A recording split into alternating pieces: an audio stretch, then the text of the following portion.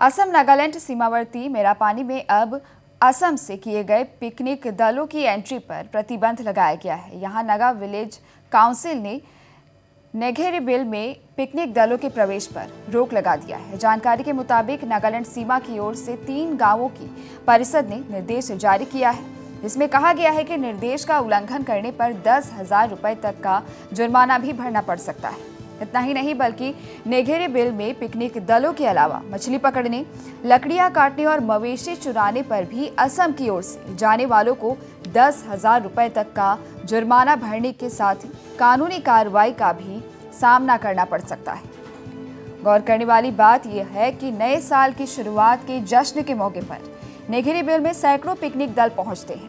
ऐसे में Naga village council के इस तरह के सख्त निर्देश से लोगों में नाराजगी और चिंता देखी जा रही है। यार राइजे कोनो गम नोपोवाকৈ ইয়াত নাগালেণ্ডৰ 3খন গাঁও মিলি লংচুং লংগায়াম আৰু মিক্ৰাং গাঁওৰ ৰাইজে মিলি ইয়াত সাইনবোৰ্ড এখন লগালে। ইয়াত মানে পিকনিকৰ পৰা আদি কৰি আপোনাৰ ইয়াত মানুহৰ যাতায়াতৰ সম্পূৰ্ণ তেওঁলোকে মানে বাধা আৰোপ কৰিছে সাইনবোৰ্ডৰ যোগেদি। আৰু কিহৰ কাৰণে কৰিছে কোনো আমি গম পোৱাগে নাই। এই বিষয়টো মই আজি সাংবাদিক এই নিউজৰ যোগেদি মই মানে ক'ব বিচাৰোঁ যে আমাৰ প্ৰশাসন বা CRPF আৰু আমাৰ মানে আইনৰ মানুহখিনি যিমান আছে আমাৰ অসম চৰকাৰৰ যাতে ইয়াৰ এটা সুদৃষ্টি দি কিহৰ পৰা কি হৈছে এটা মানে সিদ্ধান্ত কৰি দিয়ে যেন।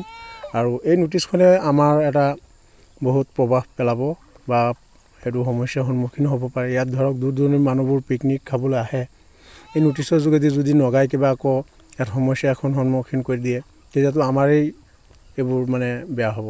ইয়াত যদি এই নিয়মখিনি নামানে কোনোবাই বা এই নোটিছখন যদি কোনোবাই যদি অমান্য কৰে তেনেহ'লে 10,000 টকা জৰিমনাও লিখা আছে।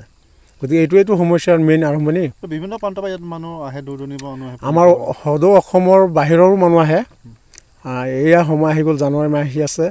বিভিন্ন ধৰণৰ মানুহ, বহুত জাতি জনগোষ্ঠী নিৰ্বিশেষে ইয়াত মানুহ আহিব বনভোজস্থলীত আহি মানুহে এমুঠি খায়, জেগাবোৰ চাই ভাল লাগে।